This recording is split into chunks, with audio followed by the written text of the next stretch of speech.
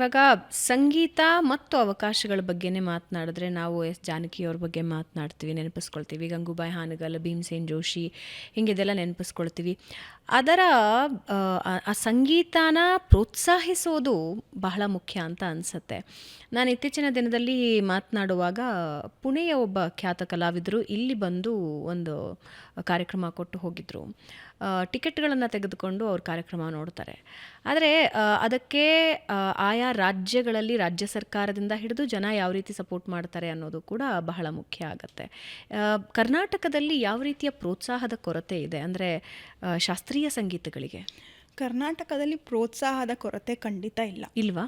ಖಂಡಿತ there is a lot of platform for everybody. ನಮ್ಮ ಕರ್ನಾಟಕದಲ್ಲಿರೋ artist, outside artist ಎಲ್ಲರೂ ನಾವು ಓಪನ್ ಆಗಿ ವೆಲ್ಕಮ್ ಮಾಡೋದು ಒಂದು ರಾಜ್ಯ ಅಂದರೆ ಕರ್ನಾಟಕ. ಇನ್ಸೈಡ್ ಟ್ಯಾಲೆಂಟ್, ಔಟ್ಸೈಡ್ ಎಲ್ಲರೂ ಬಂದ್ಬಿಟ್ಟು ಇಲ್ಲಿ Dev made there livelihood.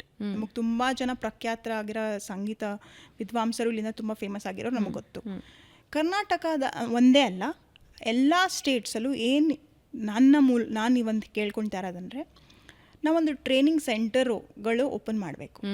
Training centre, ನೀವು ಟೀಚರ್ ಟ್ರೈನಿಂಗ್ ಹೆಂಗೆ ಮಾಡ್ತೀರೋ ಹಂಗೆ ಮ್ಯೂಸಿಷಿಯನ್ಸ್ಗೂ ಟ್ರೈನಿಂಗ್ ಸೆಂಟರ್.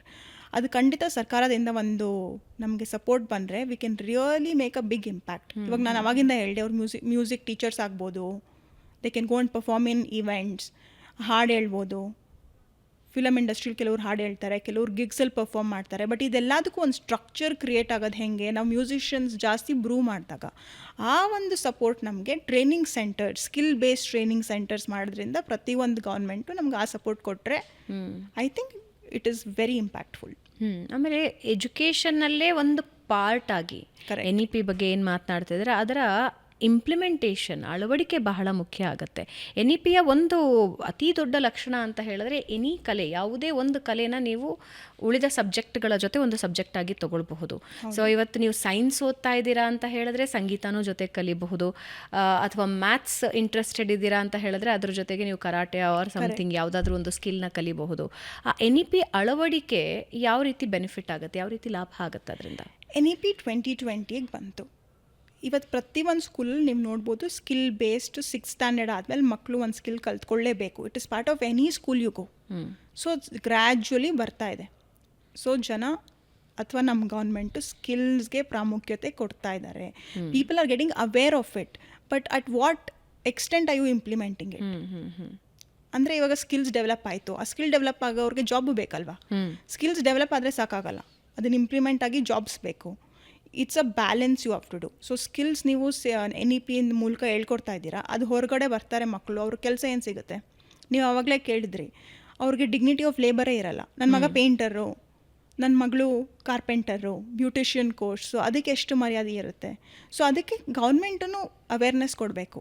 ಈ ಥರ training centre, skill based university ಬರಬೇಕು. Along with education universities, they should be skill based universities where skills is also identified. ಅವ್ರಿಗೂ ಒಂದು ಸರ್ಟಿಫಿಕೇಷನ್ ಕೋರ್ಸು, ಅವ್ರಿಗೂ ಒಂದು ಡಿಗ್ನಿಫೈಡ್ ಆಗಿ ಒಂದು ಡಿಗ್ರಿ, ಈ ಥರ ಸ್ಕಿಲ್ಸ್ ಮಾಡಿದ್ದಾರೆ, then they will get the jobs. ಆ ಒಂದು ಸಪೋರ್ಟ್ ನಮಗೆ ಗೌರ್ಮೆಂಟಿಂದ ಬರಬೇಕು. I think there are so many governments who are talking about it, but implementation is what we have to see. ಇವಾಗ ನಾವು BBMP ವ್ಯಾಪ್ತಿಯಲ್ಲಿ ಬೆಂಗಳೂರಲ್ಲೇ ಸುಮಾರು ಗೌರ್ಮೆಂಟ್ ಸ್ಕೂಲ್ಸ್ಗಳಿದೆ. I had also given a proposal to include music to government ಮಕ್ಕಳಿಗೆ. So ಇದು ನಾವು ಏನೇ ಹೇಳ್ತೀವಿ, ಸೋಷಿಯೋ ಎಕನಾಮಿಕ್ ಸ್ಟೇಟಸ್ಸು ಅಥವಾ ಗೌರ್ಮೆಂಟ್ ಸ್ಕೂಲೋ ಪ್ರೈವೇಟ್ ಸ್ಕೂಲೋ ಯಾವುದೋ ಹೈಫೈ ಸ್ಕೂಲ್ ಮಾತ್ರ ಅಲ್ಲ, ಪ್ರತಿಯೊಬ್ಬರಿಗೂ ಅದು ಕಲಿಯೋಕ್ಕೆ ಒಂದು ಪ್ಲಾಟ್ಫಾರ್ಮ್ ಇರಬೇಕು. ಇಟ್ಸ್ ಲೈಕ್ ನಾವು ಇವಾಗ ಏನು ಮಕ್ಕಳಿಗೆ ಕಲಿಸ್ತೀವಿ, science, maths, social subject, music is a part of the curriculum already. But ಅದನ್ನು ಗೌರ್ಮೆಂಟ್ ಸ್ಕೂಲ್ ಮಕ್ಕಳಿಗೂ ಒಂದು ಅವಕಾಶ ಕೊಡಿ. ಇವಾಗ ಪ್ರೈವೇಟ್ ಸ್ಕೂಲ್ಸಲ್ಲಿ ನಮ್ಗೆ ಔಟ್ಸೋರ್ಸ್ ಮಾಡ್ತಾರೆ, ಬಟ್ ಗೌರ್ಮೆಂಟ್ ಸ್ಕೂಲ್ಸಲ್ಲಿ ಅದು ಮಾಡ್ತಾ ಇಲ್ಲ. So I am requesting government consider about this. I am not saying ನನ್ನ ಹತ್ರನೇ ಮಾಡಿಸ್ಕೊಳ್ಳಿ ಅಂತ, but this is a need of the hour. Okay.